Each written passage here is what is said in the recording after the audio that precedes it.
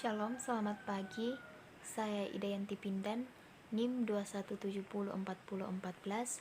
Saya akan mempresentasikan hasil ujian MIT mata kuliah dasar promosi kesehatan. Yang pertama, jelaskan definisi promosi kesehatan, konsep promosi kesehatan, visi dan misi promosi kesehatan, ruang lingkup promosi kesehatan, dan sasaran promosi kesehatan.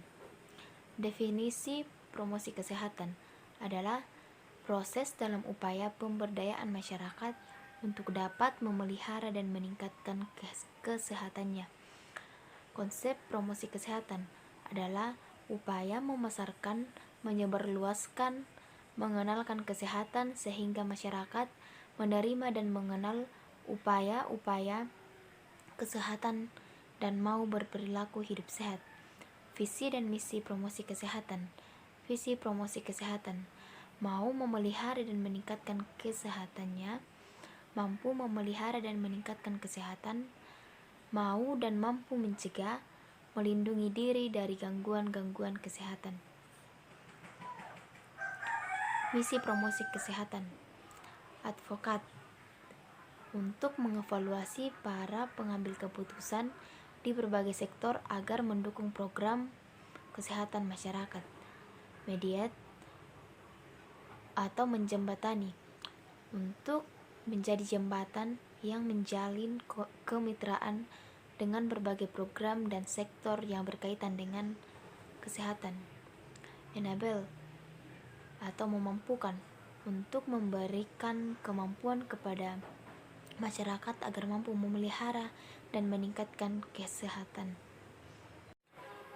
Ruang lingkup promosi kesehatan berdasarkan aspek pelayanan kesehatan, pelayanan promotif dan preventif bagi kelompok masyarakat yang sehat dan meningkat status kesehatannya, pelayanan kuratif dan rehabilitatif bagi kelompok masyarakat yang sakit agar sembuh dari sakitnya dan menjadi pulih kesehatannya.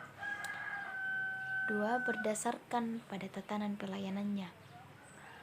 Promosi kesehatan pada tatanan keluarga, sekolah, dan tempat kerja.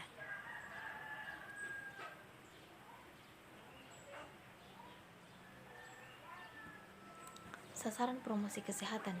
Sasaran primer atau sasaran utama yaitu pasien, individu sehat, dan keluarga sebagai komponen masyarakat. Sasaran sekunder yaitu para pemuka masyarakat, baik pemuka informasi maupun format organisasi. Sasaran tersier yaitu para pembuat kebijakan publik yang berupa peraturan perundang-undangan di bidang kesehatan, bidang lain yang berkaitan, serta mereka yang dapat memfasilitasi atau menyediakan sumber daya. Yang kedua, 5 tingkat pencegahan menurut level dan Clark dan peran promosi kesehatan di dalamnya. Yang pertama, memperbaiki nilai kesehatan, menyediakan makanan sehat dan cukup kualitas dan maupun kuantitas, memperbaiki hygiene dan sanitasi lingkungan air bersih, pembuangan sampah, kotoran dan air limbah, pendidikan kesehatan kepada masyarakat, usaha kesehatan jiwa agar tercapai perkembangan kepribadian yang baik. Yang kedua, memberikan perlindungan khusus terhadap suatu penyakit, vaksinasi untuk mencegah penyakit tertentu, isolasi penderita penyakit menular, pencegahan terjadinya kecelakaan baik di tempat umum maupun di lingkungan kerja. Yang ketiga, mengenal dan mengetahui penyakit pada tingkat awal serta mengadakan pengobatan yang tepat dan segera, pengobatan yang setepat-tepatnya dan secepat-cepatnya, pencegahan penularan kepada orang lain, mencegah terjadinya kecacatan yang diakibatkan suatu penyakit. Yang keempat, pembatasan kecacatan dan berusaha untuk menghilangkan gangguan kemampuan bekerja yang diakibatkan suatu penyakit. Promosi kesehatan pada saat penderita sakit dan dilakukan sampai perawatan sempurna. agar sembuh kembali dan tidak cacat. Bila sudah terjadi kecacatan, maka dicegah agar kecacatan tidak tambah berat. Fungsi dari alat tubuh ini dipertahankan semaksimal mungkin. Yang kelima, rehabilitas merupakan usaha untuk mengembalikan bekas penderita ke dalam masyarakat, berguna untuk diri sendiri dan masyarakat semaksimal mungkin sesuai kemampuannya. Yang ketiga, strategi promosi kesehatan. Pertama, advokasi agar pembuat kebijakan mengeluarkan peraturan yang menguntungkan kesehatan. Kedua, dukungan sosial agar promosi kesehatan mendapat dukungan dari tokoh masyarakat.